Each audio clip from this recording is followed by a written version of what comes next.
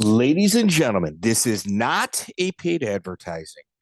TheOnlyGround.com, onlyground.com is one of the most amazing places for information that I consistently go to. If you guys want to have conversations about our old interviews or even topics that we don't discuss, the group of people that are on the onlyground.com message boards are some of the most brilliant that I have ever come across. Those little like knick-knack facts that we get here and there, that's where a lot of it comes from. Please check out the link in the bio. Welcome to the Lights Out Podcast. This is Chris Lights Out Lionel, and this is our journey to document the history of mixed martial arts. I have brought with me my friend, the MMA detective Mike Davis, and together we will preserve the history and hear some great stories from the world in the era of the no holds barred. Thank you and enjoy. Welcome back to the Lights Out MMA History Podcast. I am Joey Venti. I'm with the host of the show, the MMA detective Mike Davis. Today is a rare treat. Our guest today is an MMA champion turned movie star, a true pioneer of the sport and the UFC 6 champion. He's the Russian bear, Oleg Taktarov. Nice to meet you. Nice to meet you guys. So, Oleg, are you currently in Russia right now? Yes. Okay. And how long have you been residing there? I haven't been in the United States for almost 2 years. Okay. Since the conflict started? No. Since I faced the same charges. I mean, it's in mine, but still very similar to what Charles Chaplin has faced. Was 60 years ago? MacArthur time. So just okay. because I'm Russian, I'm already punished. I can't get a job. I'm not allowed to play in the films because I'm Russian. And I'm not just kidding. That's how it is. I thought maybe I'm not good enough, but then there was a friend of mine who told me he was at the final decision-making meeting, and they say, no, let's not use Oleg. Although he's the best, and he has a value. He's the best for the part. He's best for everything. But just in case if we face some backlash, some political, Okay. So you relocated to Russia. Okay, that's fair. Let's start from the beginning. Russian Special Forces. How long were you in the military for? Just like everyone else at that time, except those who were in charge of Russian forces for a few years, for 2 years. Is that where you picked up Sambo? No, I pick up Sambo. I started at age 9 or 10. Don't remember really. I was young. Okay, and like when you picked up Sambo at a very young age, did you compete at the national level? Yeah, I competed at the national level, and I was younger, 3 years younger than the guys I was fighting against when I won my first trophy. Did you have any contact with Khabib Nurmagomedov's dad? I know he was big in the Sambo circuit. We have to make it clear in here. At that time, there was no Sambo at that area where they're from. They were good, not great, but good at the wrestling, freestyle wrestling. They always been, the regional was okay, when it comes to wrestling. But when it comes to getting knowledge of Sambo or judo, you have to have a great coach. You have to have a history of transmitting knowledges. They didn't have anything. Basically, the father of Khabib was the first man who started something in that area when it comes to Sambo. And it was a combat Sambo. It's a little bit different story. Sports Sambo has a multiple takedowns, submissions, and everything else. Combat Sambo was more about bravery, I guess. Just not being afraid to get punched in the face. So, did you have any interactions with him on the No, I combat mean, sports they circuit? were not any level that I could notice. Okay. Okay. We had a few places in Russia that were, I mean, legendary, I would say. I can mention them, but I mean, I got lucky. I studied my Sambo at the place of Kstova, which is a Nizhny Novgorod region or Gorky region. So we had the great Verdica with his students of Babaranov Nikolai, who was basically my second coach. There were places in Ural Mountains, Alexander Fedorov. Alex Fedorov is a great practitioner of the Sambo. He founded many moves. We had David Rudman, who was a friend of mine before he passed away, in Moscow region. He had the Sambo 70. And we had some people in Mike Op. Yes, that's it. Yeah, there was some great coach with a Russian. Yeah, I think he was pure Russian in the Grozny, Chechnya, in the 80s. Everybody was lining up to join his school, but not everyone was lucky enough to stay there because he would just wait for behavior is not good enough, the grades not good enough, get out. So Okay. he was great for the region, and I think that's it. Maybe a couple more places had the legendary teachers.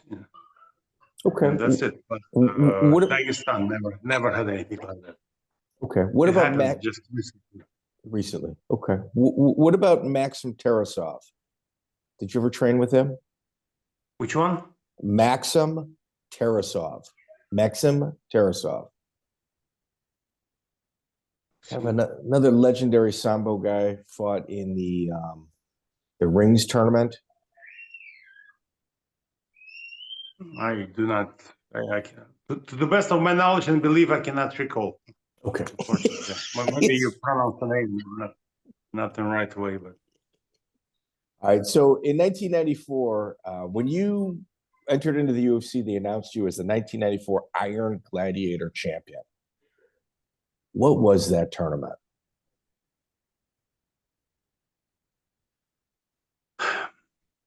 Before UFC, I won 5 basically no rules competitions. I'm not guilty for a wrong translation of those trophies.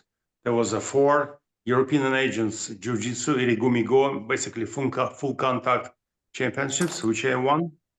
And there was one first no rules, completely no rules. Like what I'm saying, no rules, and the referee was just standing there, not doing anything. It was no involvements in the fight.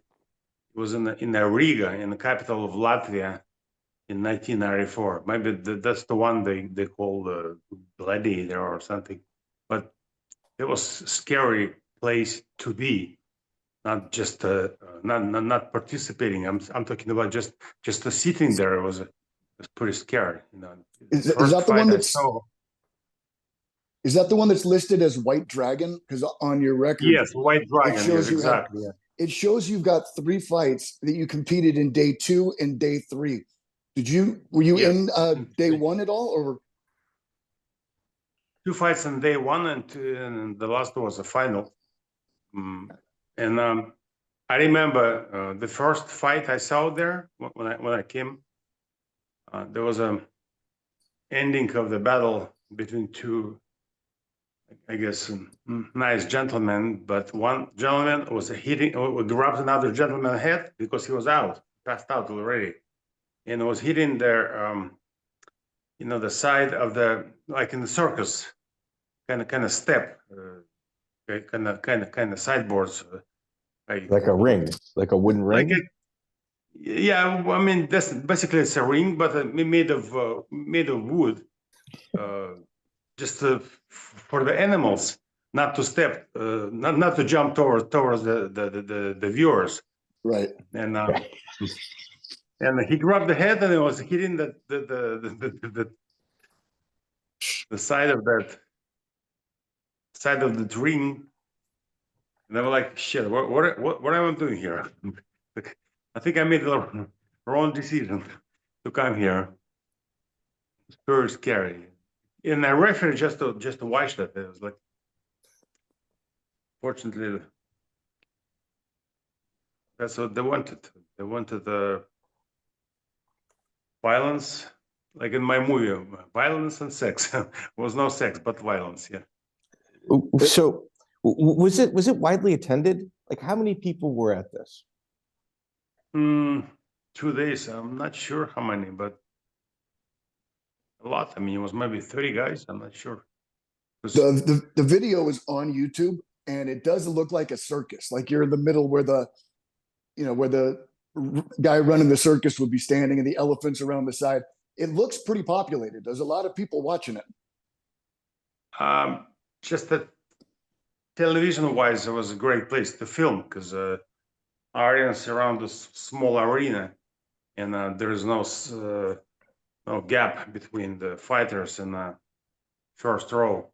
So, but what I think is important about this, a lot of people believe that the UFC was the first like no holds barred competition, where Pancrase actually had two events before UFC 1. And this date is October 22nd, 1993. So this also predates UFC 1. I guess people had it throughout the whole history, something like that. Just I have to kind of be sarcastic, but Pancrase, because Pancrase was all about slacking. That's what they do right now at the UFC. I think it's the slap contest. Yeah. I mean, I have no regrets that I participated in a Pancrase competition, but it's kind of strange, when you have 2 minutes to go and just about to break somebody's leg, and the referee just slammed like storm into you and just threw you off the guy who was just about to tap out, and then the next day they say, hey, I'm sorry it happened, but people love you. You should sign up a great, long-term contract with us. I'm like, excuse me. I know the reason why you didn't let me win, because you thought, guys, that I had a dinner with Antonio Inoki and I signed already. I already agreed to sign for his federation. It's because you guys think that way. I gave you my word before I came here.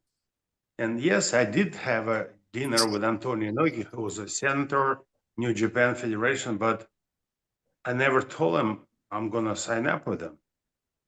Because I'm not a hooker like you guys. I'm not a prostitute like you guys, I keep my word. And if you think that, you thought already, because the way you think that everybody's think that way. So you thought that you would betray people who invited you. So you thought I betray you. So you decided, just in case, not to let me win. So it would kind of like low grade me. So they would not sign deal with me. Thank you so much.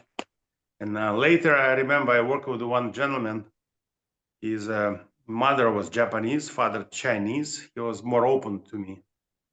And I remember I was saying, Japan was a great place. I've been there 4 times. But you know what I have in my mind? What's left for me from all those time. It's like a most dishonorable nation that speaks about honor more than anybody else in the world.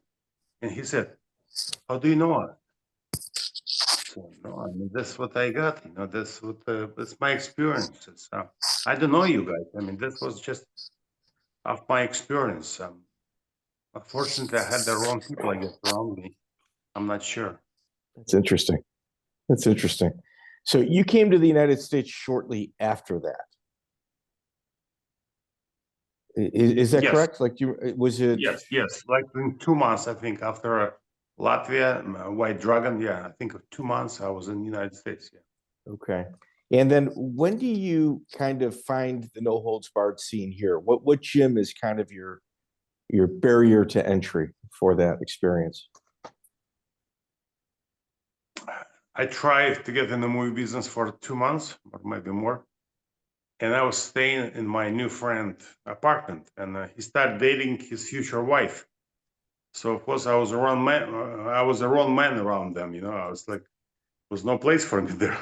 And he told me, "Oh, look, you know, you are so good at your fights in Russia. I mean, why don't you try UFC? It's very popular. So you get a name, plus you will work on your English, plus you will get a green card, plus. I mean, it's only good things going to happen for you." I said, "Yeah, maybe you're right, you know, because definitely you guys can't make out when I'm laying down on the floor somewhere in a nearby front door." Yeah, so I went to Art Davy promotion, Wow promotion. No, first I went to the Gracie Academy, and I still tried to stay focused in the film business. I tried to tell them, "Hey guys, how about if we exchange knowledges? I will teach you leg locks, and you help me with the film business, because I'm sure you have lots of people who work out in your place, and I'm sure you know people already because you guys so popular in the United States. I don't really want to compete." And I think I was not understood. They let me grapple with the 5 guys with the black belts. Later, I found they were top black belts.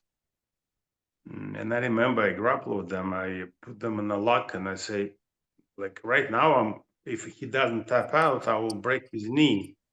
You understand, right? Like I was saying, half Russian, half Spanish, half something, you know.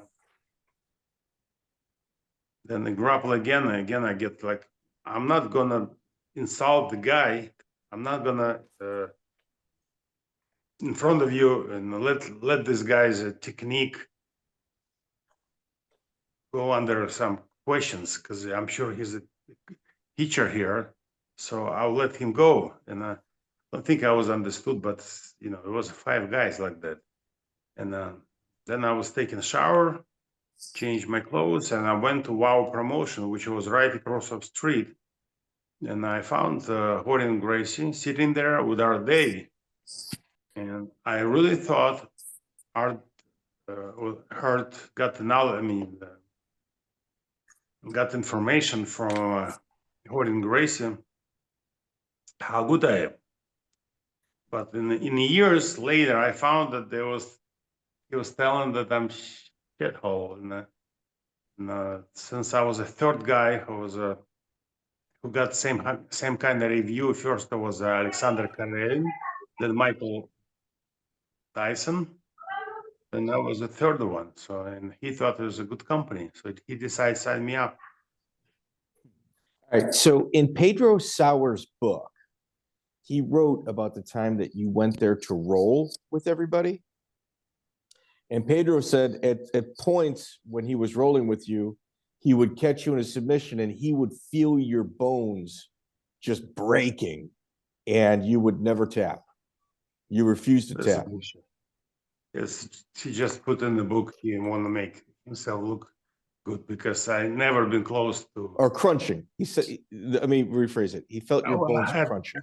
I never been close to get any submissions, so it's they were not good enough for that. Unfortunately. So they're just liars. It's okay. So to kind of it's good for business for them to lie. what did Rickson Gracie offer to roll with you as long as you paid a fee to do so? No, never. I found I got a picture of me and him sitting together at some trophy. I remember I was there. I'm not sure how I got there, but I do remember him very gentleman. He came to me and said, "Congratulations on your success at UFC. Nice to meet you." That was the whole conversation we had. So he was a gentleman. Okay, let me rephrase that. Did they offer you to be one of Royce's training partners as long as you would pay to do so? No, never. Okay. Maybe they did offer, but I didn't speak any English. But when I spoke English, I never heard anything like that. They never asked again. Right. Okay. In October 1st, 2017, you and Fedor Emeliaenko were having like a kind of a public dispute. He accused you of throwing mixed martial arts events with children. I'm not sure it was him or somebody else, but doesn't really make a difference. Eventually, he split with the boss. I mean, with the official president of the federation. He basically was head of. And I was told later that that was not his idea. It was the idea of this guy, Vladimir Voronov. Some kind of guy, but it does make a big difference because there was no thoughts about health of children, health of youths. There was only thoughts how to make more money. Okay. And that's it, because we had the perfect rules. We never had any injury at our competitions. We had a special sanction, special security stuff for almost everything. Yeah. Okay. So it was impossible to get an injury. Plus, we had a great referees, amazing referees. Our federation had the best record at that time, and they were probably just jealous. Yeah. Okay. What about Ramzan Kadyrov, the dictator, in his support of mixed martial arts? Did you ever meet with him? Yes, I was in his republic twice. First for his birthday, slash day of republic, day of city, day of youth. There was so many celebrations, holidays. It was the same day in 2008 for the first time. But we never got chance to meet because I was with the doctor who was twice nominee for a human award. Like, what was the nomination called? Human Rights Award. Yeah, it's a friend of mine. Yeah, he's a doctor. He's a Chechen. So I guess they had some misunderstanding at that time. And I was not at his table. I kind of stay away. They had some inside politics. But later, in I think 2000, like you said, 18 or 19 or 17, I think. Yeah. I came. Yeah, I was invited. I was invited actually first by Khabib Nurmagomedov in Dagestan, and then I spent 2 days in Dagestan, and then I went to the Chechen Republic. We opened some stadium. Then I was a guest at a dancing contest international dancing contest. I like the way he treated me. He was very nice. He invited me in his citadel or castle. We were sitting by the fire. My coach loved that time. I don't know. I never noticed anything wrong about it. He was with two guys who was playing like small guitar, and he was very happy. He was very relaxed with us. And I had two friends with me. I mean, one my coach and two friends with me. One of them was kidnapped basically by Khabib Nurmagomedov and his friends 2 days before, but they let him go. That's What was the reason behind the story. kidnapping? What was the reason behind the kidnapping? Because they thought he was spying for Honor or Lobov or not sure who, but he was spying. And my guys, and I was at the time visiting Citadel in Derbent city. So the guys who was not with me, I didn't know anything about it. I was with his Habib's father. We had a great time, and I'm sure Habib's father never heard anything about what happened. And my friends, we sleep over at my owner of my like Dagestan Federation, the head of my Dagestan Federation.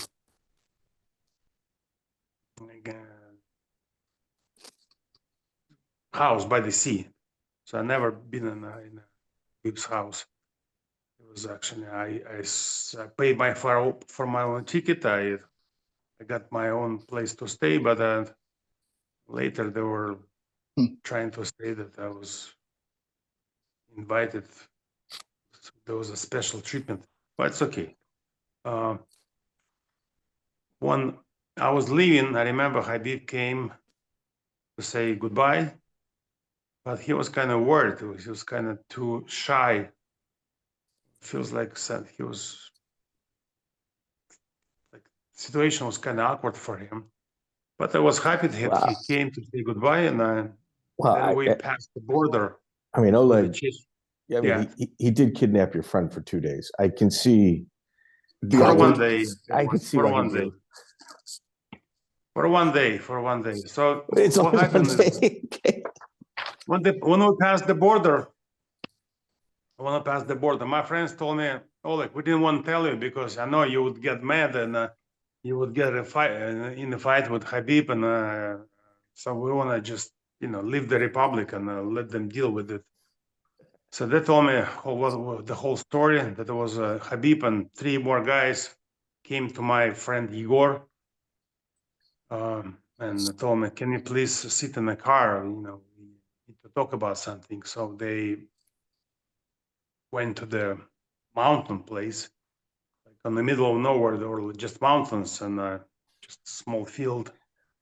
And they were saying like, can you show us your telephone? Can you show all the videos? Can you give us can you erase all the stuff you filmed there? Because I think you're a spy. It's insane, for me. Well, we were making a documentary about me at that time. So there was me visiting Dagestan, running in the mountains with Khabib, grappling with the guys on the top. So it was a very friendly atmosphere. Everything was very nice.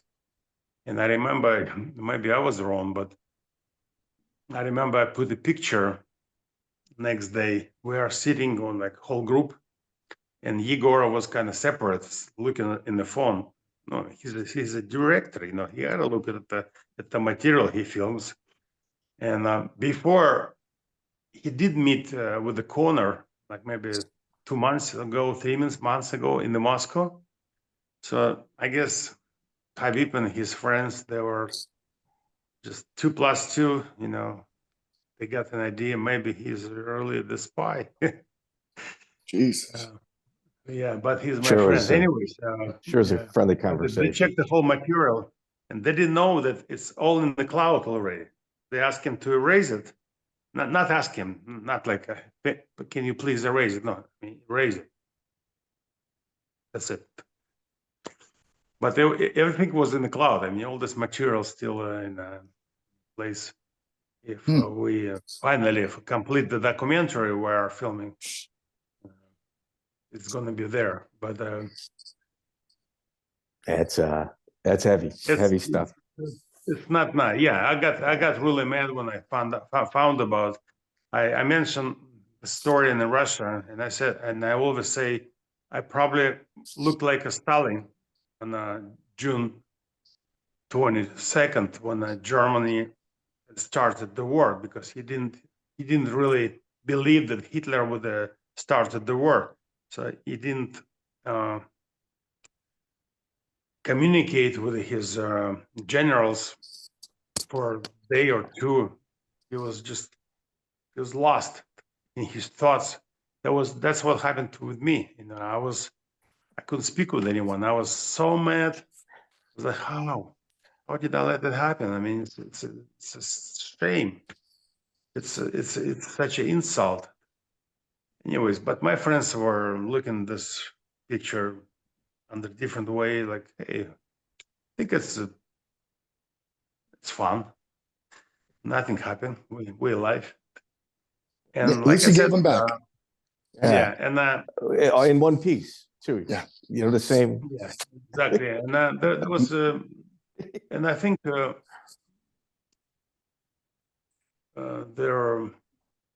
Ramzan Kadyrov knew about, because one of those four guys was a head coach for the Ahmad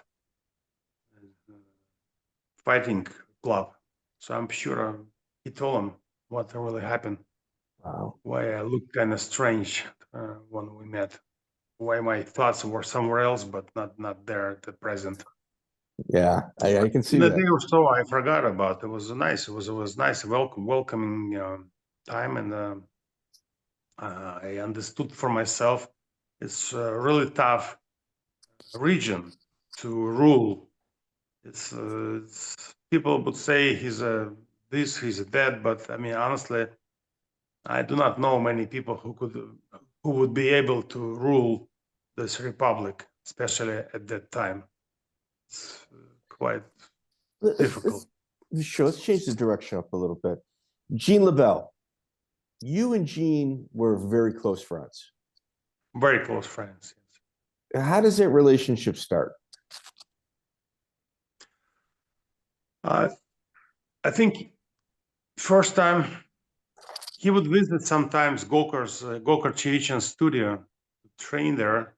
He would show a couple of moves at the beginning, and but he did it, I think, just with all his Gene LeBellness.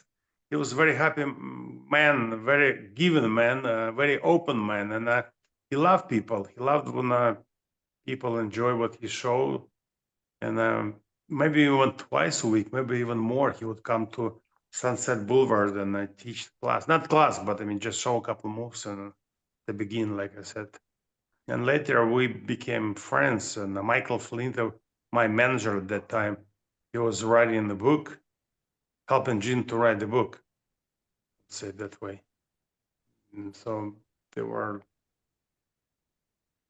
every day I would talk to him. And, were you belted under him? No, I mean, what kind of belt should I get? Like, you weren't like a black belt, brown belt? You never tested? I honestly, because I've been around a lot of people, I'm not sure if I got any move, technique, idea that would be some eye-opener for me. Okay. At that time. Okay. Unfortunately, it's kind of, it sounds like I'm bragging, but when Buddha, or people saying about Buddha, how he got enlightenment, I experienced the same thing in the martial arts. One day, I know everything. I don't need to think. I don't need to remember. It's different way. The way I create my moves, technique, with the way I visualize.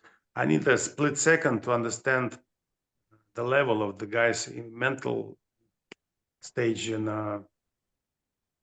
endurance, just the ability of competing on the first round or fifth round. So many small things I can see right away. I'm not sure how it happens. It's just enlightenment. It's not because I'm great. It's just been fortunate to get this. So But Joey, I'm pretty sure it happens because I spent a lot of time to learn that for the first time on the first place. So Joey, at this time when Oleg was over at Gokor School, Ronda Rousey was in the children's classes. Oh yeah. Yeah, I was fortunate enough to train there too. And Karo Parisyan was there. I didn't get to see Oleg, but I did train there quite a few times. Karo was a young kid. I remember him. He was a nice boy. His father always would be present, always watch him train, and he would be crazy about, like, I told him, relax, come on, it's you know, why are you so worried about? I mean, it's just life, you know. He's learning, so you don't have to be.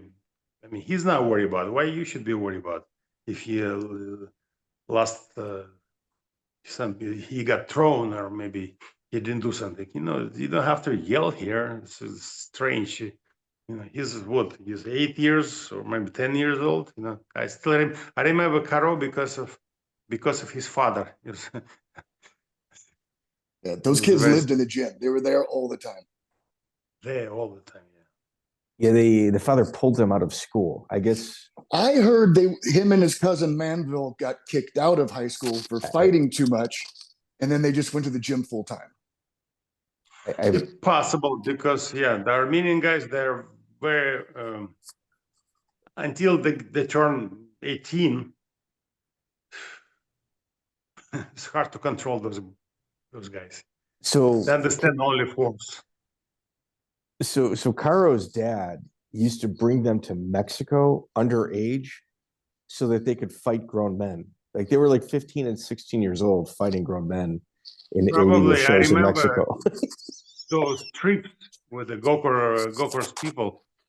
There was one funny story I want to tell you. I have a friend, he's a head of security right now, but he's a fat man. He's George. His name is George. He's the only guy who would never hurt anybody. Now he's like fat, kind of scared of all the punching stuff. And they went for some no rules competition in Mexico. So the whole team lost. Whole team. Everybody was getting ready, like the faces. They want to kill the guys, and everybody lost except the the George. He turned his face like 180 and threw punch like that, and somehow knocked the guy out. I'm not sure how it happened. I remember watching the video. George Gorian, yes, he's now head of the security company. I still laugh about when I see him. He's fat right now. He's probably, I don't know, 300 pounds. Huh. At that time, he was also, yeah, go ahead. I can't imagine being an underage child sitting in a car with Oleg Taktarov, and my father's making me fight an adult in the country of Mexico. That's a weird upbringing. That's unconventional.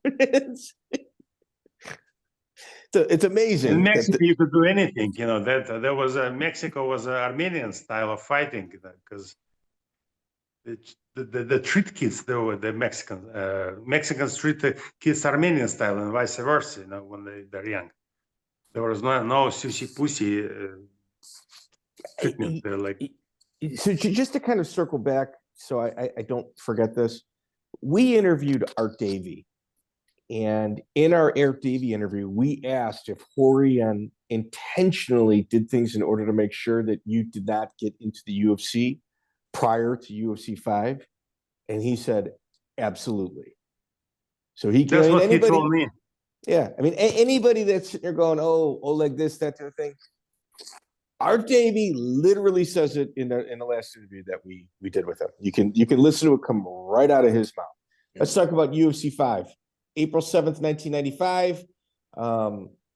You fight in a tournament. Ernie Verdica is your opening round opponent. The fighting paramedic. The fight. Were you nervous going into this? Extremely. I got so nervous. I mean, I was too ready, so I had to turn myself in the opposite direction just to calm myself down. I looked at the fans at the octagon just to stop being too ready. You know, like I was losing my conscience. I was about to faint, yeah, because I was too ready. It was very strange. I was nervous. There was a reason why I was nervous, but it was too much because I was very experienced at that time, and I won at the same day 3 competitions in judo, fighting for Gokor school. So that was normal for me. And then to be so nervous like that, I was still have no explanation for it. There was a rumor that a week prior that you dislocated your knee. I torn both of my knees. I couldn't run when for a warm up because all my knee would pop out if I run. So I was hiding my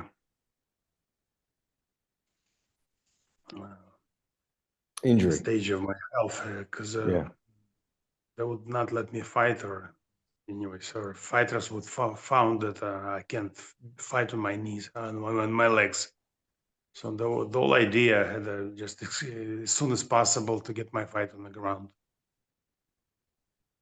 And Dan Severn was your next opponent. I thought you were going to win that fight.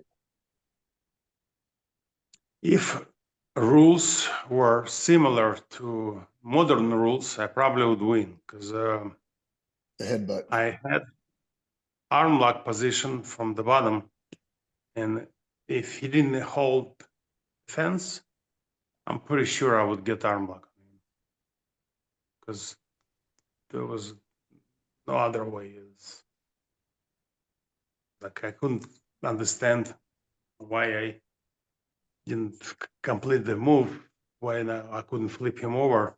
And later, when I watched the video, he was just holding the fence. So definitely was leverage was too high, too good for him, for me to finish.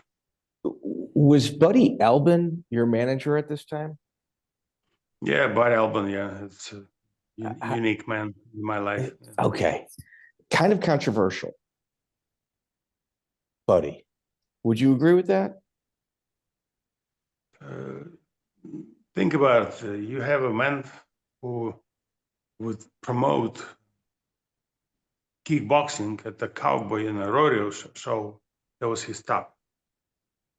He wouldn't pay his fighters. Normally, he would just screw everybody. He never say an honest word to anyone. And suddenly, he's here. He's at the power.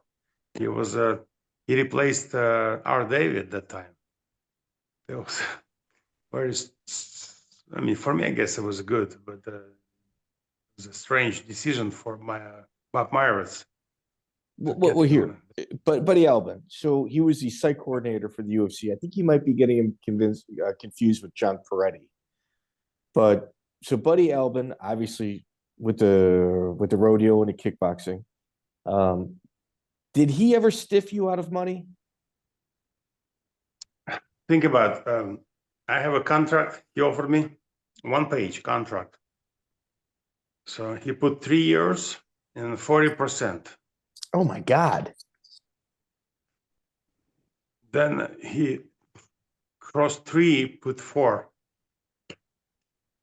And at that time, I knew that this contract doesn't make any power because it has to be translated and many other things that doesn't work legally.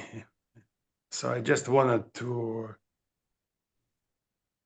Basically, I just want to get my stuff and leave UFC as soon as possible. I want to get the belt. I want to spend some time to understand what the United States is all about, get my face known, get the legal papers, and to work in the film business, and leave, because I never had a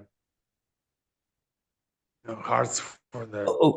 How did you get put? Did was Art done with Davey? it, Did Art Davey tell you that you had to be managed by Buddy Alvin? Yes, he told me with the Buddy Alvin, I will secure my place at the UFC. Jeez, that's dirty. Yeah. Kickbacks. It is what it is. It is what it is, man. I got a question. Like, your first UFC, who was in your corner? Was LeBell in your corner at any point? No, I don't think so. I think it was only my friends from Texas, my new friends. Guy Metzger, Guy Alex Metzger. Andrade, Trey Tilligman. Was Steve Nelson there? Maybe, but maybe, yeah. It sounds familiar. I got to see his face up. He's a Sambo Sure. guy out of Paul Jones. That was kind of like the Sambo crew out of Texas. But Gene LeBell did corner you at one point. He did, but not at UFC. There was a different trophies. Okay, that's fair. At UFC 6, I obviously, man, phenomenal. It was like, in terms of like pure theater and show, it was one of my favorite events up until this point. Dave Beneteau, you win by front choke in 57 seconds. Anthony Macias in 9 seconds, and you wind up in the finals against Tank Abbott. Little bit of controversy in regards to the Anthony Macias fight with Buddy Alvin going backstage. No. They never told me anything. Not Anthony, not Buddy. They never told me anything about it. Okay. And then obviously Tank Abbott, you beat him by rear naked choke, 17:54. Crazy fight. Yeah, dude, nuts. Crazy fight at high altitude. Yeah. It's Tank's MMA debut too. I put Tank in 2 reality shows that I produced in Russia. Pay him some money and try to help him, because you gotta support people right you on the top. You know, if it wasn't for Tank, there would not be a Russian Bear. Remember that. Think about it. If I would win, let's say in the final, Dave Benetov or even then Severn, it would not be such a great deal. It was because Bob Myers understood the power of Tank when he saw 2/3 of the arena in Denver left after he lost his fight. That he understood how much drawing power. Yeah. Yeah, some people, they're just born to be a star. Like if he could win, he would be enormous star for the United States.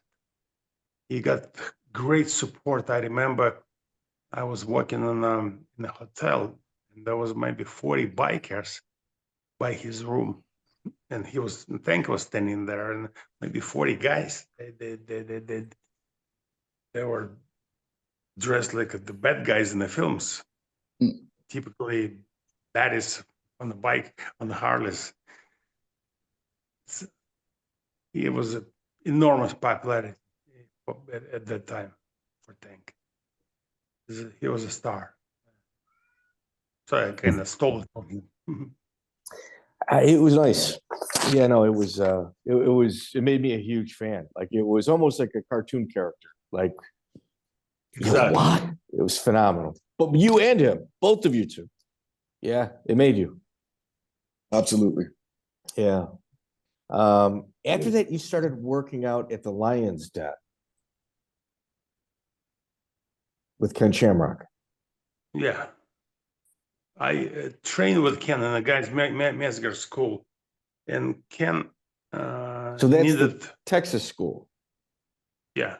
Okay. And Ken came with the seminar, and I remember we rolled a little bit, and in next couple of minutes he offered me to fly with him to Lockford, California, to train. He said, "You're gonna have a much better preparation.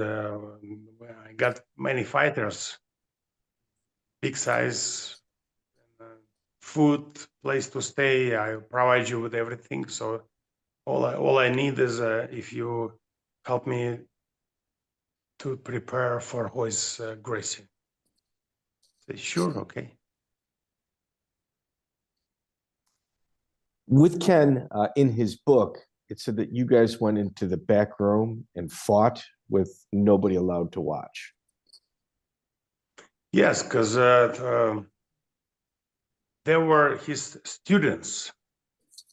We like to go with no gloves, with nothing, and a lot of things. And when Ken was of Jews, he was not on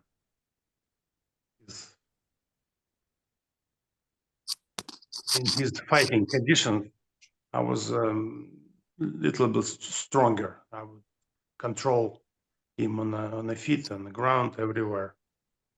He has always been good at the takedowns, but the rest I was much better. And of course, it's not something you want to show to your students. The only guy at that time who would give me great resistance was Frank Shamrock. I told he's going to be UFC champion and he's going to be a legend someday, because one day I remember I couldn't tap him out for 8 minutes. At the time when I could 20 seconds, 30 seconds. We had 3 or 4 UFC future champions training with us. Pete Williams, Jerry Bollander, somebody else, I'm not sure, but I would tap them out in that. Mikey Burnett. Mikey Burnett, yeah. They would not give me any resistance. And Frank was amazing. Like I say, Frank, I mean, you have no wrestling past. You've been in a prison. I didn't really know anything about him. I thought he was in the prison just lifting weights, and then came out and start fighting. I'm not sure what he was in wrestling experience in the past, but he was so natural. And I remember he was the only one who would run with me in the mountains. That's what I love to do. After training or just take a separate day for it, we would go in 8,000 feet mountains nearby Lake Tahoe and just to run. And I remember a whole group was right behind us, like mile behind. And me and Frank would run, and Frank would be ahead of me for some time. At a certain moment, he would stop. He would say, "Hey, I'm done." It was just his way. But he was only one with great endurance. Frank is.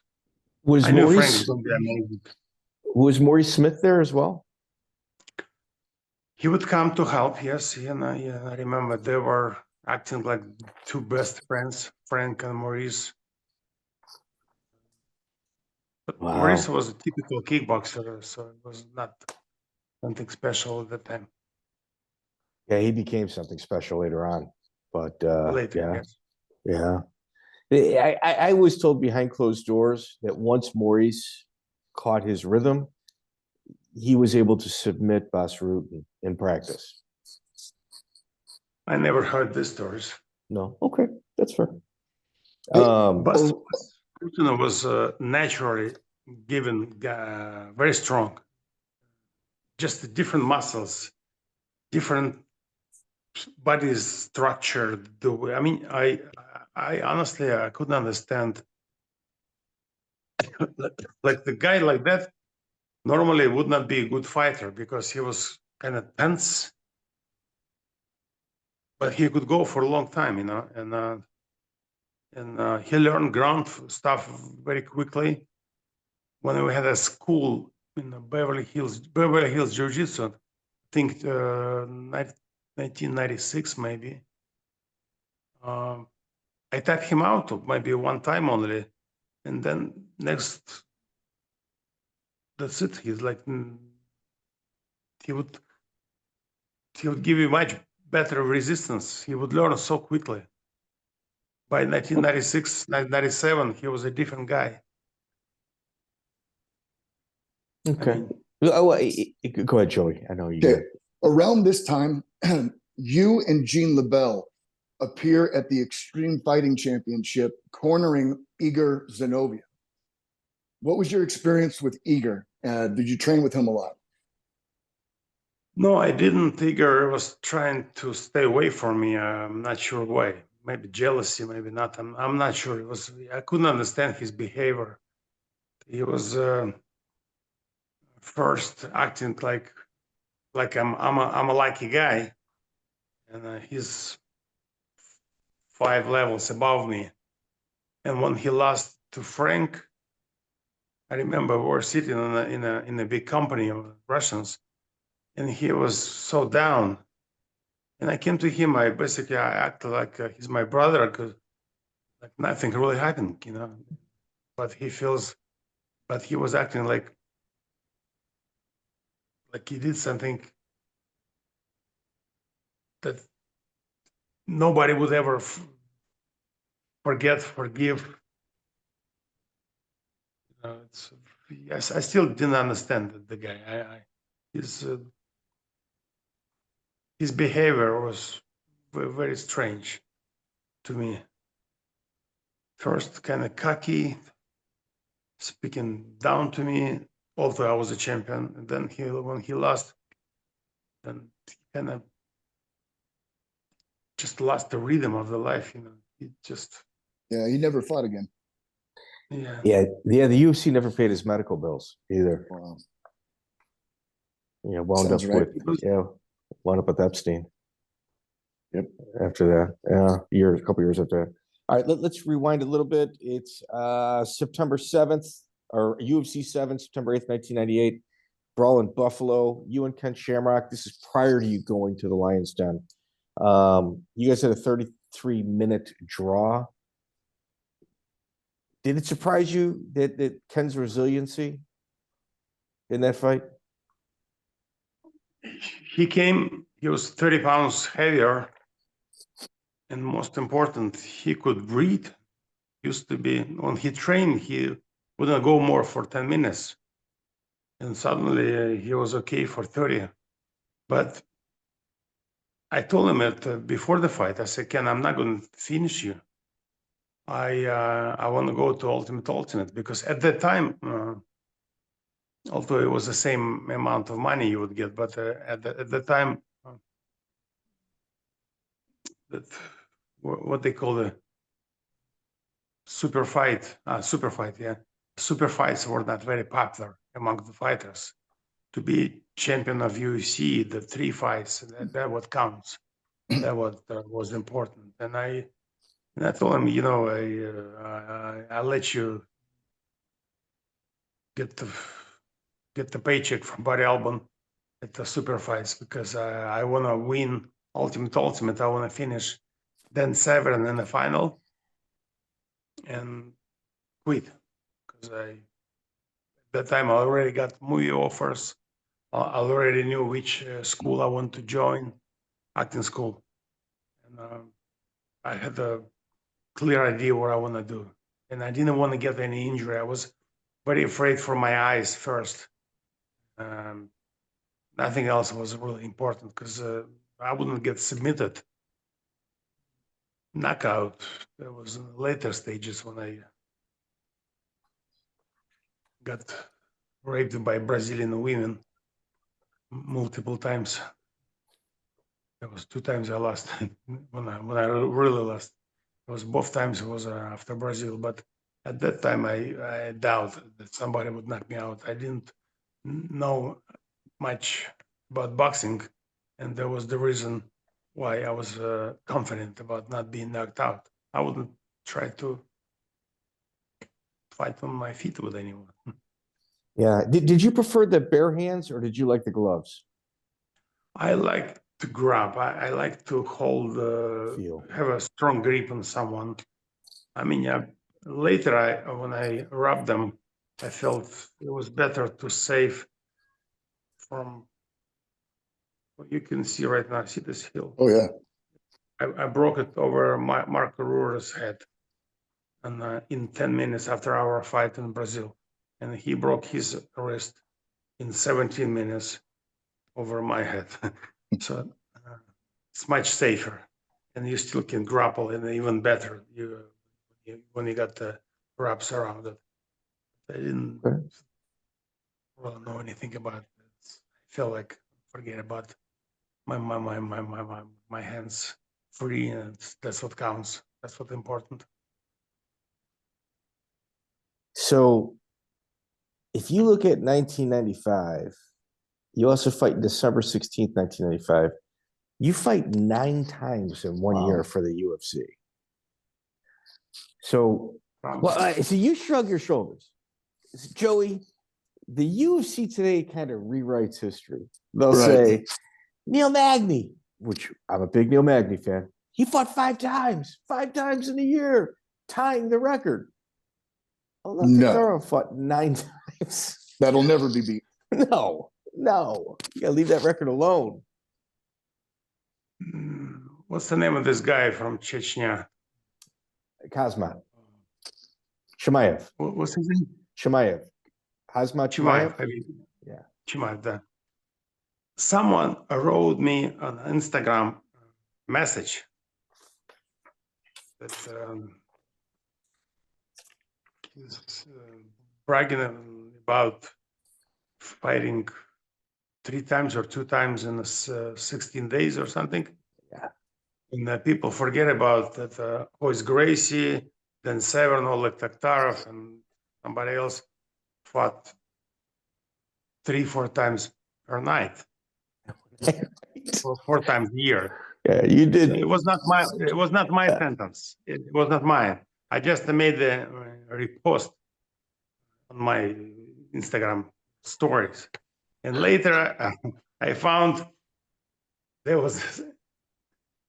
forgot about the guy who created this little message, and they took over the Royce Gracie, and they just left me, and it sounds like I'm bragging, like Oleg Taktarov said it. But anyways, and I remember him sending me something, and I told him, hey, just how about show some little respect, boy? Because first of all, I never said it. It's been a story created by another man. Plus, it was created in English, the bad translation. But just have good luck in your fighting business. In fact, I have like I already said, I had an opinion what's going to happen to the guy after the first time I saw him. I knew his mental issues was going to be stopping him from being a champion for a long time. Well, when you're looking for congratulations for fighting twice in 16 days, looking at the Oleg Taktarov generation or Mark Coleman generation, you might want to look elsewhere. You're not going to get much other than a nod of the head. I remember Mark at his prime. We were at some casino, I think it was Indian, some Native American casino. He didn't have to run. He didn't have to train at that day because he was paid to be a guest. But I remember him trained twice. He would run for an hour first. And then I see him going to the gym after he finished the work. So he trained twice. He was participating as a guest with all the celebrities, pictures taken, and commentary. He got paycheck for it. but he trained twice, on the morning and the evening. That's just talking about those guys. And I trained at the same way back then. I remember running in the mountains. I see the top, I got to get there. I would find that there is no road, and it would take me sometimes up to 4 hours. But I had a strange idea. I don't train my condition. I train my mental stage, mental level. And UFC Ultimate December 16th, 1995. Dave Beneteau, you win with an Achilles lock. And your second fight is against a legendary street fighter out of Brazil, Luta Livre, Marco Ruas, someone that he has the claim that he had never lost a fight up until this point. He had a manager, Federico Lapenda, who's a friend of mine. So Yeah. Marco Ruas couldn't speak a word of English. I don't think he speaks some English. I remember I was making the jokes of speaking Portuguese with him, that, your daughter is going to be laughing at you. You got to learn some English, man. I mean, you just, it's been what? We've been here for 3, 4, 5 years, and you're still at the same level as you enter here. And next day he came with many books. Of course, something those had to help him to pick up some English, according to his thoughts. He showed me, he was so proud. He was carrying those books, but they didn't change anything. Yeah, you got to open them. Yeah, he still doesn't. Still won't do thank you, interviews. how are you, and goodbye. That's it. That was all his knowledge. Yeah, he still won't do interviews in English. Still today. Yeah. So Marco Ruas, you win a decision, 18 minutes. At one point in that fight, you dislocate your knee. Ruas recognizes it, stops from attacking, allows you to reset, and then continues the fight. The level of respect between you two was pretty impressive. Exactly, yes. Yeah, it was great that you mentioned that little, but greatest moment, which I mentioned so many times in my interviews. It's a professional way of treating each other. I mean, I still have an enormous amount of respect to Marco. He knows that I love him. Just for this one, I love him. We've been killing each other in Brazil in the second fight. There was no mercy, but I still remember I'm piping back my knee. He's just waiting for me to fix it because he knows what I have to go through. Because if he would knock me out, it would not be fair, according to his belief. Would not be honorable. Yeah. Not honorable. Honorable, yeah, exactly. Amazing. Were I would you do the same, but were you surprised that he and Rickson never fought? I don't want to go to Brazilian relationships. Those guys are just. I mean, I hope that they would understand, but they're just like cockroaches. It's like so many of them, and they always fight. And the most powerful in Brazil are women, because those ones, they could probably kill any man with the words, with the way they treat them. Most, I mean, those guys, I mean, those girls, I mean, I know where the boys getting balls off from, because if you have a mother Brazilian, you gotta be tough. You gotta be tough. Yeah. That's coming from a Russian. That's, yeah, I respect Brazilian guys, but that's they probably have a very unique life since the time they go to the high school or when the childcare. I think they always fight. It's just so many of them. You gotta fight your way to the top in Brazil. When I fought Pentagon, luta libre against jiu-jitsu. Let me get this. We're almost there. We're almost there. So you go to Pancrase, Ryushi, Yanagasawa. You did not have a good experience in Japan. I had a meeting with Antonio Inoki. That's it. I had a meeting. I had a dinner with Antonio Inoki, and Pancrase people thought I sold my soul to Antonio Inoki. They didn't want me to win the fight in their organization. And later, when they found that I'm a man of my word, they were, Oleg, people love you. Just come sign up with us. You're going to be king of Pancrase.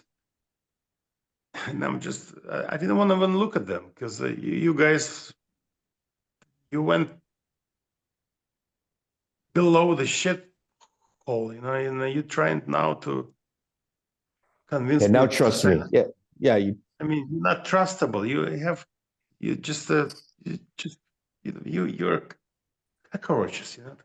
I have no respect for you. I kept my word, and you did what you did. You told a referee to make everything so I would not win the fight, only because you thought I sold myself to Antonio Inoki Federation. Disgusting. Think about it. In the World Valley Tudo Championships, you beat Joe Charles, the ghetto man with the knee bar. And then But did you ever train with Joe Charles? Because he was a Gene LeBell guy too. Yes, but Joe was training all over the place, and nice guy, always happy. The only problem with him, you should not let him sweat. Once he starts sweating, it's impossible to tap him out. Slippery. Because he's just so slippery. He's the most slippery guy in the whole universe, for whole universe history. I remember bringing him up to Russia, and I put him in a super fight. And there was one of the Russian Sambo guy from Moldova, not Russian, he was Moldovan. I didn't want him to be in the tournament. I want to save him to be a star. So once I see the sweat on his body, I knew nobody's going to do anything to him. For 30 minutes, he was just tapping, covering my Moldovan guy. The Moldovan guy couldn't escape. So slippier than GSP against BJ Penn. Incredible. You don't understand how slippery Joe Charles is. I mean, too bad now he has some mental health problems. I was at his house trying to support him. But, I still remember Joe Charles at his prime. He's so slippery. And in fact, the Armenian guy I was telling you, George Gorian, first time he trained with Joe Charles. Joe Charles did the monkey roll and broke his nose and some bone. Not sure which one, but some kind of important bone on his face. Yeah. He was a kid, and Joe didn't care kid or not. He just did monkey roll, with the intention to kill you. At the World Valley Tudo Championship 2, was the promoter for that? Was that Federico Lapenda? I guess so. Or was it Sergio Battarelli? Where was it? Brazil. Yeah. I'm pretty sure Federico, yes. You know what? Maybe I think this is Sergio Battarelli. Maybe, but Federico was involved in it. He was. Because he was in charge of the main fight. Okay. Did you get along with Federico? Yes. In fact, Federico produced one of the Russian films called The Way, where we had 4 Russian military boys landing on a helicopter on a, you know, that battleship in San Diego, the museum. Joey, that's your territory, buddy. Yeah. Okay. Yeah, remember the museum in San Diego, the battleship, the huge ship for the Right. They shot there? yeah, well, what's the name? Middleway, I think was the name. So when you fought Marco Ruas the second time, November 10th, 1996, did you guys say? Anyways, we filmed with Federico. We were able to produce the show, and we've done something that will never be done before, because there was Americans and Russians together. We're saving world from drug traffic, world from the drug traffic, and from the bad guys who was in charge of this drug trafficking. So our government, along with the Russians, were fighting drug trafficking. Yes, and at that time I met there's a lot of there's was a the lot. military who was in charge of their dealing with the movie people. My friend was working over there in a, I'm starting to forget things, but Steven Spielberg was doing the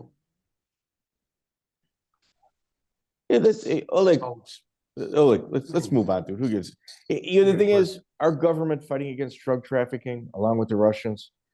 There's a lot that I've got to kind of process there to believe something like that, and it's suspend your disbelief. Dude, I just can't do it. Like I'm checking out at the beginning if that's the premise, because it's clearly our government would never do that. They love drug traffickers.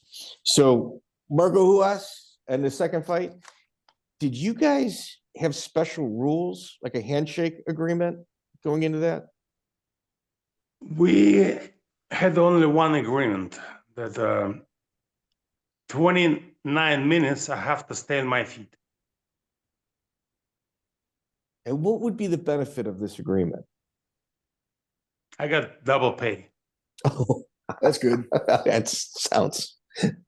It sounds like you're open to negotiating. Okay. And did you also counter with no, like Marco was not allowed to throw leg kicks as long as you didn't shoot takedowns? There was no other agreements. Just okay. Just 29 minutes on the feet. When my manager, Mike Flint, called 29, I took him down and I changed position 4 times, I think, from one leg to another, just to show that what would be I capable of. Did you get along with like Eugenio Tadeau and Ruas, that whole crew? Eugenio. He was in his corner. Eugenio, yes. You're talking about the Pentagon Combat. Well, no. Eugenio Tadeau was in Marco Ruas's corner. He's the godfather of Luta Libre. Yes. I didn't remember him at that time, but I do remember him trying to share. I mean, I guess organizers wanted me to share the same changing room. There was a crazy experience. I'm just sitting in my room, getting ready for the fight. I'm always quiet. I don't talk to people. And suddenly I have a Brazilian boom, boom, boom, zabumba. It's a Brazilian music instrument.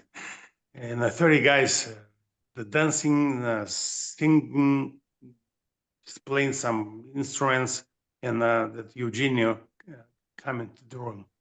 He sat there and they continue boom, boom, boom, boom, boom, boom. I say, I'm sorry, I have to change my room. I have to be by myself. I'm sorry, guys. Nice to meet you.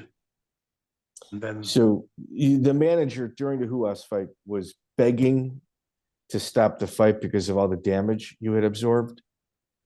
I mean, it was barren. I mean, essentially, it was a BKFC fight, with kicks. yes, we did. I remember I had a bruises on my left leg from from Muay Thai kicks. Maybe on my face, and like I said, I broke my my bone right here. So then, why 12 days later do you not pull out of the fight against Renzo Gracie? In a week, I guess. You just didn't want to pull out? I did want to pull out, and I told the owner of this foundation Martial arts, organization. martial arts reality super fighting. Yeah, he put all his money, not all his money, he put his money in this. He was a doctor, head of the head of something. Anyways, he was a rich guy, but I guess he didn't want to lose money. He lied to me. I said, I can't hold anybody's hand. I got some bones flying here, floating. And he looked at it. Oh, it's okay. And I later, after the fight, I checked my wrist. It was broken. So they were just floating inside. And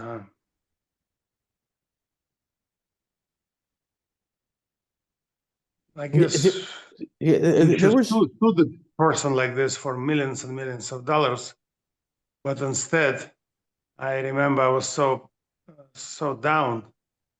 They wrote me a check not on for 25 grand, for 20, and I didn't say a word because I was just so down. There was a rumor that you were drugged prior to this fight. They put sleeping pills, I'm not sure, or sleeping something in the tea. We had a manager for new coming guy who was not a fighter, Alex Rafalski. And his manager was also from Miami, where the guy from. And I had no idea what he's doing there because he never fought a day. He was in the military, but he'd never been a fighter. And manager never mentioned anyone. And I remember him being over friendly. And like, oh, you guys, we all Russians, although he didn't speak any Russian. He was born in America. Let's have a tea. All the Russian traditions, let's all drink tea before we're gonna win as a team. And I remember guys complaining to me, Oleg, it's very strange, I feel sleepy. I thought I'm gonna be worried. I'm gonna be nervous before my fight, but I wanna sleep. Is it always like this? I say, yeah, it's okay, it's a normal. You don't worry about it. Once you go in a fight, you be okay. And I lied to them because I just want to cheer them up because I was basically the captain of the team of taxi drivers, massage men who never had a basically preparation. It was in the first place. I shouldn't get involved in it. They were trying to give a bad name to Sambo, those promoters. And you and Renzo never shook hands prior to the fight. Was there a little animosity between you two? No, it was never. I mean, my hand was, I couldn't shake anybody's hand. It hurted as hell. Was the reason why I couldn't finish with the leg lock. I grabbed his leg and I couldn't hold it. I was trying to concentrate on this grip and I missed that kick because everything was like during my sleep. I didn't really. You did look Those very. days were, You did look very relaxed going into that fight. So if yeah, he's also Russian. yeah, I mean, it's kind of. Oh, but the Russians had a rough night that night. Yeah, I think they were 0 for 4, so there might have been something up. whole team was was basically poisoned, or I'm not sure what was it. Okay, Oleg, I got to tell you something. So that doctor still has a practice in the Atlanta area. I can't tell you how many times I've called his office and just left messages. I've even started like leaving him like I was a patient. Like, oh yeah, I'm not feeling really good. Please have him call me. And I throw my phone number down. Ask him to write me a check, and I'm not gonna sue him, because one day, if I need some money to make some film, I will come back to it, because that was not nice. When you're a doctor, your hand is broken, and you tell me I'm okay because you worry about to not get enough viewers on pay-per-view, because me not being in a fight, of course, losing some money. I'm pretty sure he can lose much more money. Yeah, well, he definitely lost money on that event. I think the Brazilians got him. I'm You know pretty what I sure mean? he's. Oh, yep. At certain points in like at this period of time, certain wealthy individuals would get into bed with Brazilians and they would separate them from their cash, having amazing events with people getting paid exorbitant amounts of money. Like this seems to be one of those instances. Pentagon Combat, you've talked about it twice. I've cut you off, so I apologize. September 27th, 1997, you fight Sean Alvarez, and the event ends in a riot.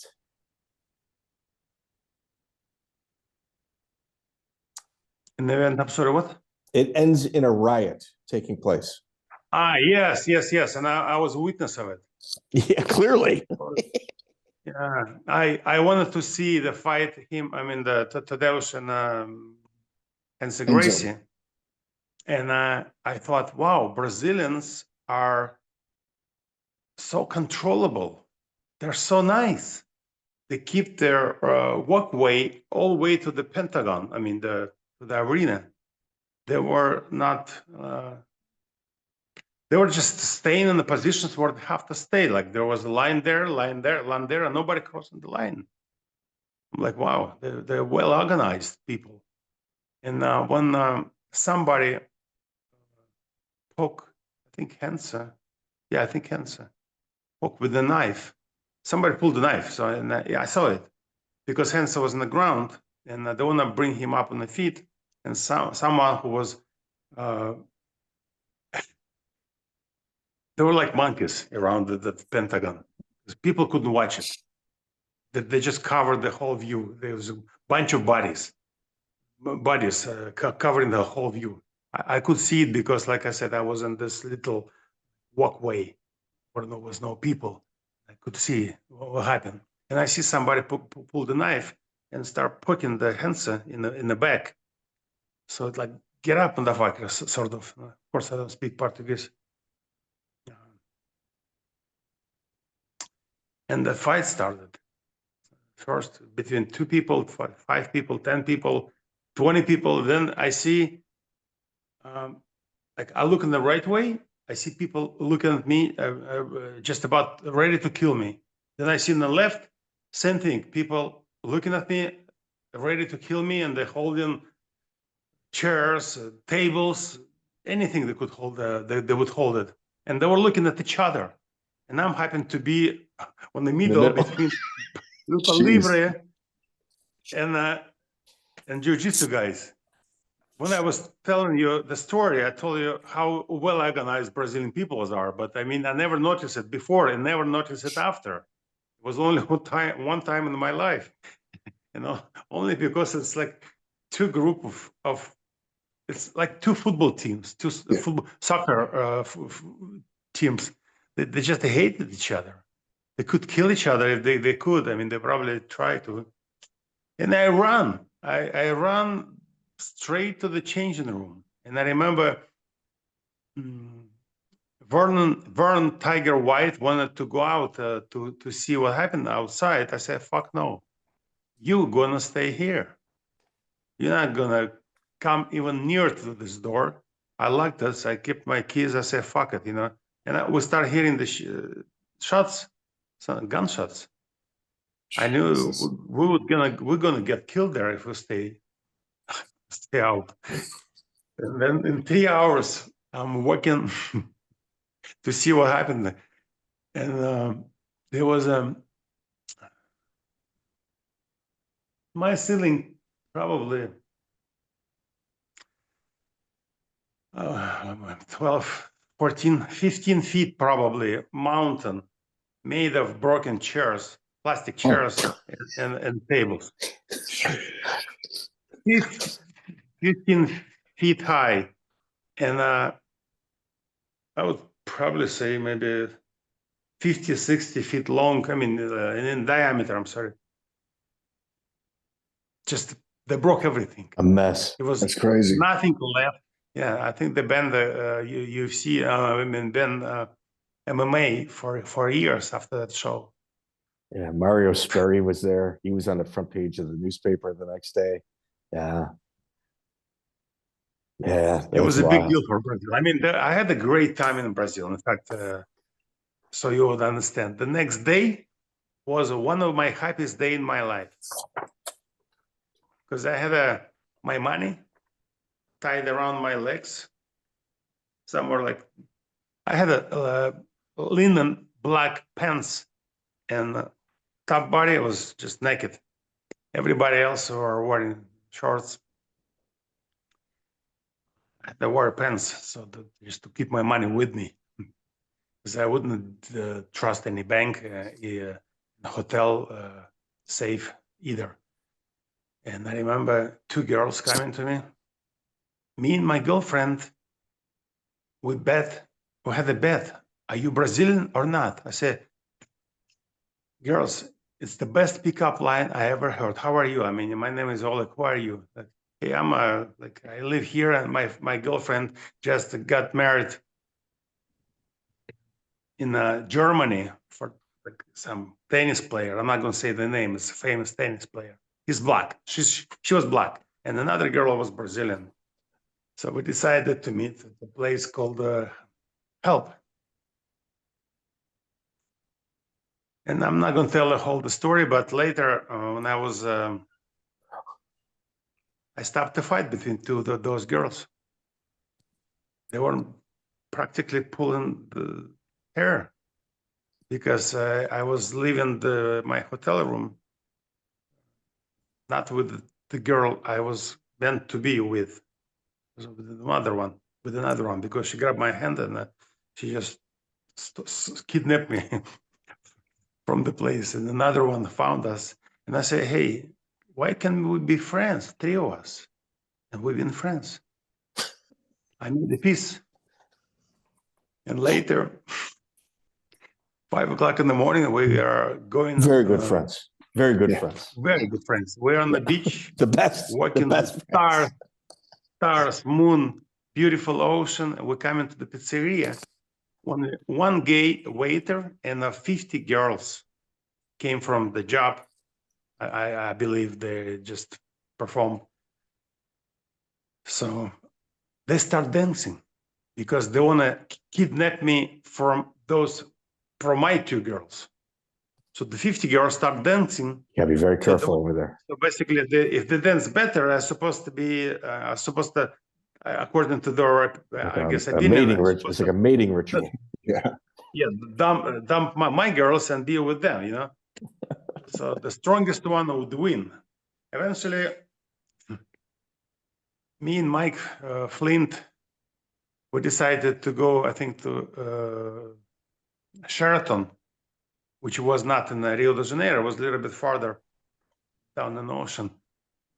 And because we got stuck in the elevator, Michael said, hey, I lost $2 million. I lost contracts. Okay, guys, we want to give you a room for free. Bill Clinton stayed there for two days just recently. So I'm sure it's, maybe you're going to forgive us for. So, yeah, so we got this room, and I'm walking in the room, and I see 8 beautiful beds, 8 bedrooms.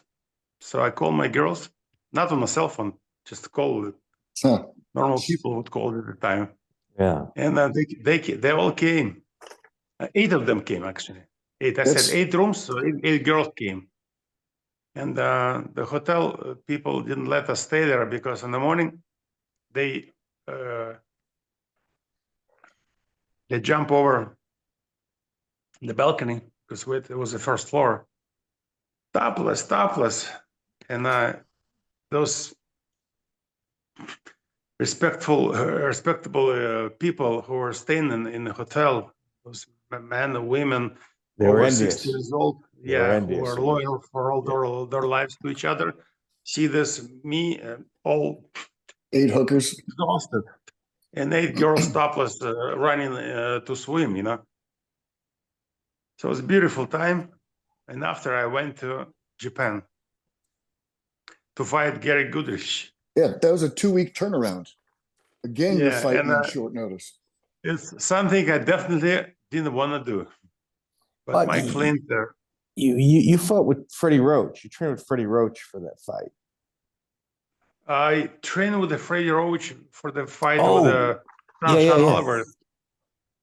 I did only boxing. You did only boxing. Wow. And you kept you kept that Sambo flat-footed style as well. Knocked Gary on his butt though. Yeah. Yeah. There was, I still think that if I was not raped for many days by 8 Brazilian women, maybe I would give a much. It's like a video game. You saw your resistance. energy. Your energy depleted. Yes. Yeah. You're a victim. You're a victim. I was a victim. Yeah, I was a victim. Mark Coleman blames his first 2 losses also not on the opponent, but also on Brazilian women. Yeah, the country of Peter Brazil. Peter Belfort, great example. He went with this porn star to Japan to fight. Sakuraba? No, fight American wrestler, Randy Couture. The first loss he had. It was, he'd been raped by his Brazilian porn star that was escorting him to Japan. All fighters, Michael Tyson would always say 1 month and a half, 6 weeks, no win. Right. That's what I learned from my fight days. And I always tell my friends, my students, important fight, 6 weeks. Less important, at least 2 weeks should be no women around you. Joey, his inability to abstain actually ended his fight career. He just that's true. 24 hours, too much. I could have been a contender. Well, Oleg, you also participated at first Abu Dhabi, March 20th, 1998. The rumor was, and this was, I'd like to quote somebody. They said you were completely shit-faced the entire event. I came to see my friend and my coach. There was no preparation for it. It was nice that they pay for the trip, but definitely I was not there to fight. That's a confirmation. Well, you didn't do bad. I mean, you beat Hani. I didn't. I never tap out, even in that stage which I've been at that time in this shape. I still was able to. The second fight, I was doing basically an okay job against Marius Perry because he neck cranked everyone except me. But I definitely would do much better, and maybe it would be probably a good idea to prepare myself for it and fight constantly at Abu Dhabi. Yeah, you also you lost to Bo Hirschberger that took third that year against Renato Verissimo. So, like, you had a respectable showing. I mean, you lost to Mario Sperry by decision. I mean, that was at the beginning of Mario Sperry's Hall of Fame run. Like, you had a good showing, like drunk, sober, you had a good showing. For a drunk guy. Yeah. Did you have an incident with Mark Hall? do not remember anything about it. Okay. Okay. What about rolling with Mark Kerr? At in New York. I mean, the I think casino. he's at Beverly Hills Jiu-Jitsu Atlanta. Club. Did you roll with him at Ah, Beverly Hills Jiu-Jitsu Club? Yes, yes. What was that like? Very strong, but very little knowledge. Submissions. If you had to give one piece of advice to fighters, and we're wrapping up right now. I mean, we've had you for more than what we had agreed for. If you had to give any advice to fighters nowadays, what would be it? 6 weeks for women. This is advice number one. Advice number two: if you just don't fight if your heart is not there. Like my heart was in the film business. In 1997, 98, 99, I started showing good progress in the film business. I started getting lots of work. 1999, I scored a movie with Robert De Niro, and my head, my mind, my heart was there. So I shouldn't fight. I should have seminars, yes, but no fighting. So, Oleg, I really hope whatever is going on in the world today, I hope it stops. I hope it stops for everybody. You know, like I just, no more deaths, no more bullshit. Everybody is okay with one another. I hope everything works out and you yourself find your way back here and doing what you're supposed to do, being in the movie business. Yeah, I hope so. It's just really hoping that it's going to change in the next few months. It's not good. It's not good for anybody. No. It's not. Yeah, it's not feeling right to go through Charlie Chaplin experience just for the fact that you were born in Russia and you're famous as a Russian bear. It's not right to be punished for this. No. Yeah, something out of your control. I agree. Oleg Taktarov. Yeah. I hope one day to get a picture with you, sir. Well, hey, wait, dude, Joey, ask him about John Marsh. Go ahead. Oh, okay. So I'm from Los Angeles. I've got a lot of friends in common with John Marsh. And John Marsh is a fight you took after being laid off for John 6 years. Marsh, yeah. John Marsh, okay. There was rumors that John Marsh threw that fight. And if you watch the video, he lands a good shot on you. It rocks you pretty good, and then he immediately pulls guard. Now, I don't think you would take a fake fight. Do you think there's any chance that somebody backstage talked to John Marsh and told him not to win the fight? There was a strange change in the first round or second round, because second round I see him. They told me he got injured his shoulder, and somebody in my corner said that he got injured, so he's not going to control you from the right side. That's why I went for a rolling knee bar, because I see he's not stopping me. But the first round, if we were in an octagon, I would get knocked out, because I got lost. I went between the ropes. That's right. And the ropes basically saved my ass, because I was that close from being knocked out. Yeah. Now, you definitely had your hurt. But Yeah. He was it was in a nice amazing shape. It was a nice Then knee suddenly, ball. then the second round, I see him. There was no aggression. They told me that, like I said, he got injured, but I don't remember when and how. Right. That's a very strange change in his behavior. Maybe something happened. Maybe, Right. I don't know. Maybe he really got injured. I'm not sure. All right. Well, I just always wanted to get your take on that. So thank you. Oleg, And, yeah, absolutely. Oleg, yeah, hope to see you on a movie set real soon. Take care, brother. Check out the full interview on iTunes, Spotify, and all major podcast platforms.